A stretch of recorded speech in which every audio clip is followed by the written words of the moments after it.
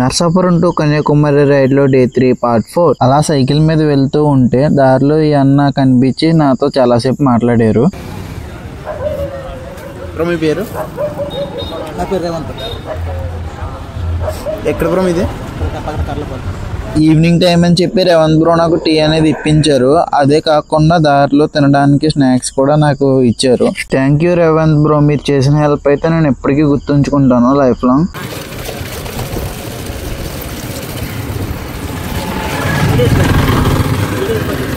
25 days 20 days మధ్యలో అంటే 1500 kilometers కదా. దారిలో 1 or 2 days అలా ఆగిపోవచ్చు.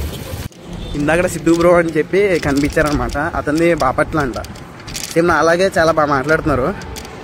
ఇప్పుడు ఆయన కూడా ఒక ఫ్రెండ్ అని చేసుకున్నాం. ఇలా సపోర్ట్ చేస్తూ ఉంటే కంపల్సరీ నేను అనుకున్న టార్గెట్ని అయితే రీచ్ అవ్వగలను.